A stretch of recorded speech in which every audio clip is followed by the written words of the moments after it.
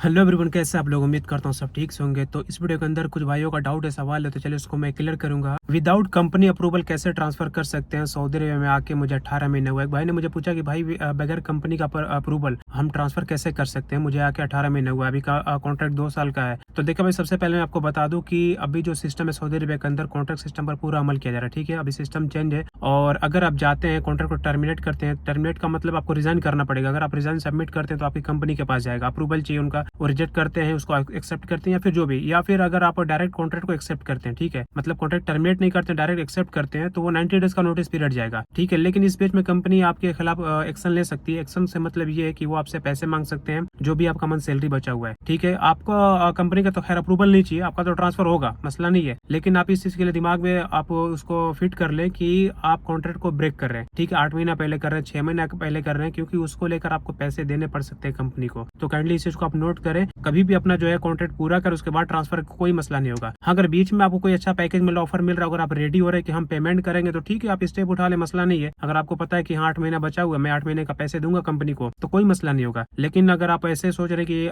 पैसा भी नहीं देना पड़े, ट्रांसफर हो जाए, तो फिर आपके लिए बहुत ज्यादा मुश्किल हो सकता है। अगर कंपनी केस करेगी तो पूरा पैसा देना पड़ेगा। एक और भाई का सवाल है कि भाई मेरा इकामा 3 साल से एक्सपायर है, तो क्या मैं ट्रांसफर कर सकता हूँ? मेरा ट्रांसफर हो सकता है कि नहीं हो सकता है? भाई आपका ट्रांसफर बिल्कुल भी हो सकता है, लेकिन जो भी इकामा का जो फी है ना, वो आपको पे करना पड़ेगा। या नई कंपनी पे करे या फिर आप पे करो। तो अभी एक भाई का भी ट्रांसफर हो जिसका 2 साल से इकामा एक्सपायर था, तो उसने क्या किया, कंपनी से बात किया कि ठीक है, मेरा ट्रांसफर कर लो, एक इंस्टॉलमेंट बना दो, जो भी मंथली हिसाब से आप मेरा पैसा काट लेना। ठीक है, क्योंकि कंपनी यहाँ पर जो है ना, आपका गिरामा जो है, कंपनी इकामा रिन्यू नहीं कर पाएगी। तो बहुत सारे बंदे बोल रहे कि नहीं भाई, ये तो पुराने कफील के पास जाना चाहिए, क्योंकि पुराना कफील की गलती है, इकामा एक्सपायरी है। ठीक है भाई, इकामा एक्सपायरी पुराने कफील की गलती है, लेकिन अभी आप नए कंपनी में ट्रांसफर कर रहे हो तो इकामा तो रिन्यू करना पड़ेगा। जब इकामा रिन्यू करेंगे तो रिन्यू होगा नहीं जब तक वो गिरामा पे नहीं करेंगे। जो ही पेनाल्टी उनको पहले पे करना पड़ेगा, फिर जाके आपका इकामा रिन्यू होगा। ठीक है, आपको बात समझ में आ रही है? तो आप ट्रांसफर कर ले, कंपनी के साथ डील कर ले कि ये जो इंस्टॉलमेंट में मेरा काट लिया पैसे, एक ही बार कुछ भी तो आप नहीं दे सकते, बहुत ज्यादा वो ग्रामा होगा। ठीक है, तो धीरे धीरे करके वो आपका सैलरी में से काट लेंगे और आपका काम भी बन जाएगा।